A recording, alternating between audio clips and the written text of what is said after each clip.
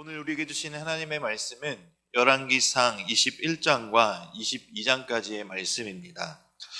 먼저 21장입니다. 북이스라엘의 모든 왕들은 하나님을 경외하지 않는 왕들이었습니다. 그 중에서도 가장 악한 왕을 꼽자면 16장에서부터 지금까지 계속해서 등장하고 있는 아합왕이라고 할 수 있습니다.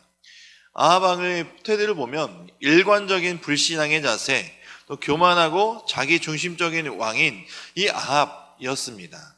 이 아합왕에게 마침내 하나님의 준엄한 심판이 선포되는 장이 바로 21장, 특별히 나봇의 포도원 사건입니다. 이 21장은 두 부분으로 나눠질 수가 있습니다.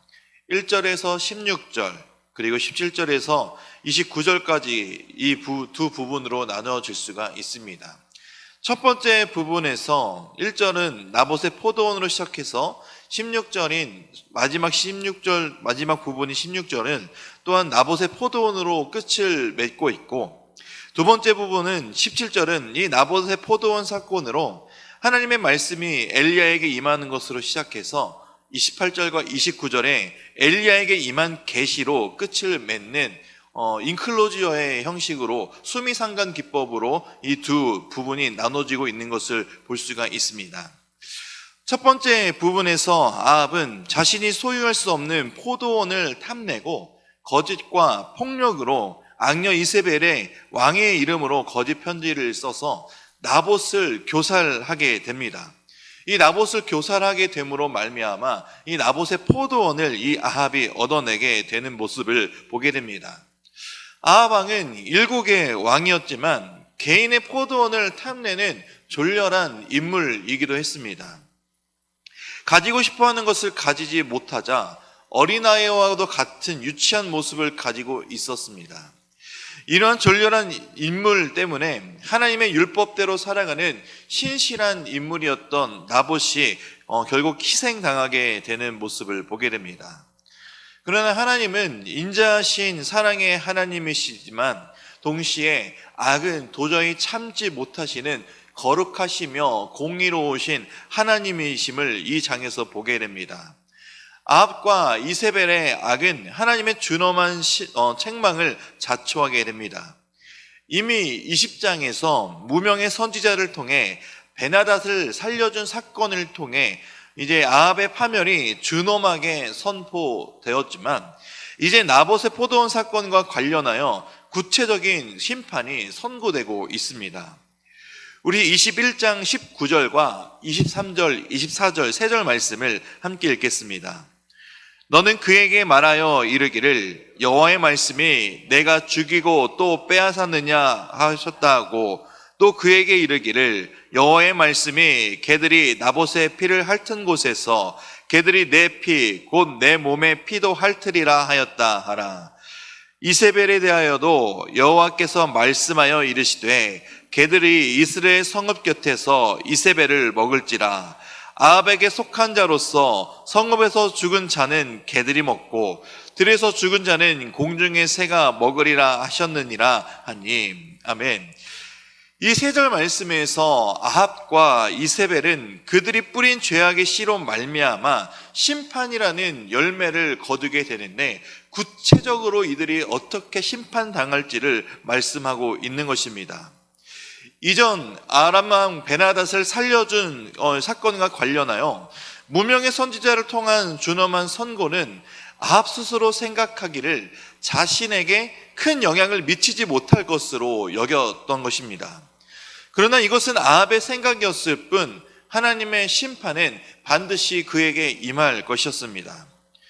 위에서 봤던 선고는 엘리야를 통해 다시 한번 분명하게 선고되어집니다. 엘리야를 통한 심판에 아합은 하나님의 심판이 가져올 무서움을 감지한 듯 보입니다. 27절에서 아합 왕은 엘리야를 통해 심판의 선고를 듣게 되자 그제서야 겸비한 자세를 취합니다. 이러한 아합의 겸비한 자세를 보신 하나님은 이 심판을 유보하십니다. 그러나 중요한 것은 심판이 유보되었던 것이지 취소된 것이 아닙니다.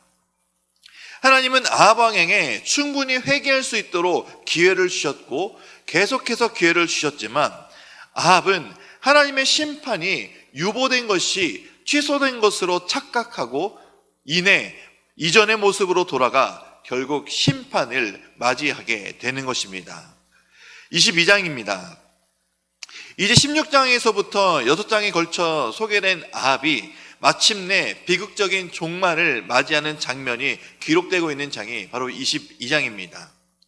앞선 20장에서 하나님은 무명의 선지자를 통해 베나닷을 죽이라고 하였지만 아합 왕은 그 하나님의 말씀을 듣지 않고 베나닷을 놓아주게 됩니다.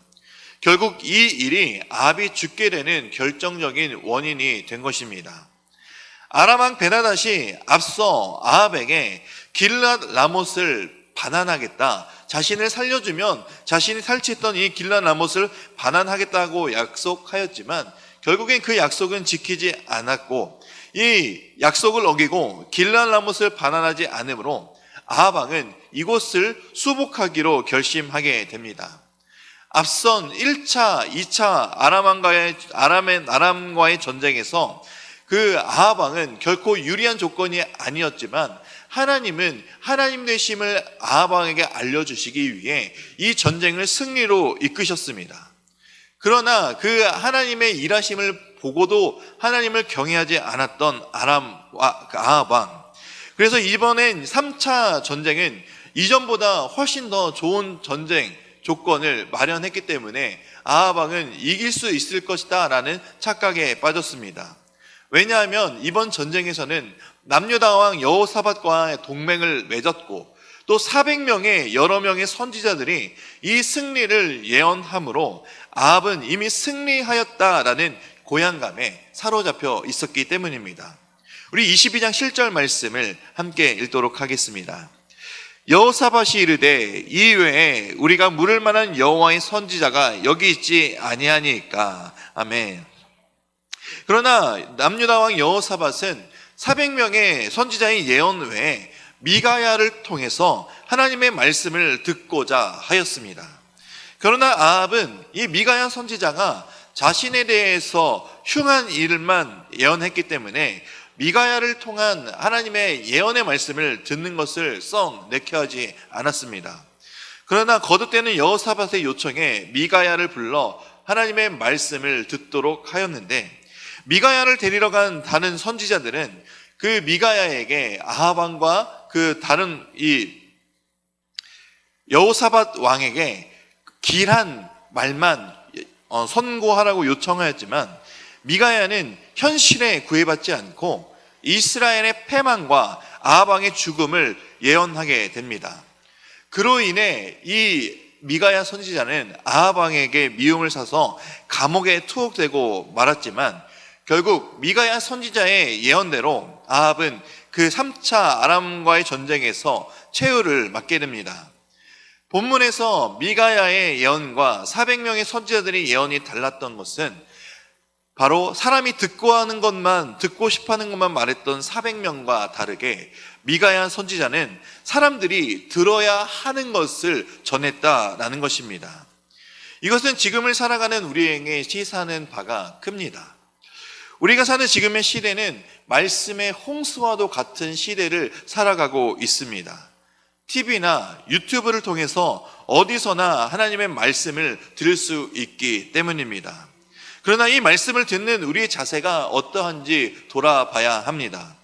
내가 듣고 싶은 말씀만 골라 듣고 있지는 않은지, 또 내 생각과 내 뜻과 다른 하나님의 말씀은 나에게 주신 말씀이 아니라라고 생각하며 외면하고 있지 않은지 우리의 모습을 돌아볼 필요가 있다라는 것입니다. 중요한 것은 이것입니다. 우리를 향하신 하나님의 말씀은 언제나 우리의 길에 빛과 소망이 되어 주신다라는 것입니다. 하나님의 말씀이 바로 우리의 삶의 등불이 되어 주십니다.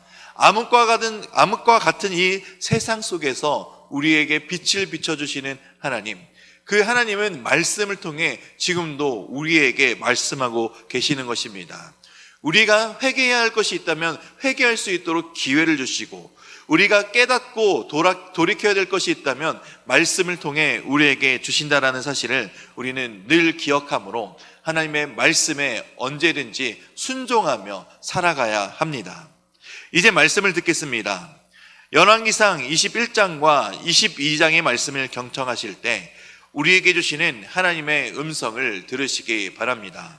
주의 말씀은 내 발의 등이요 내 길의 빛이니이다. 아멘.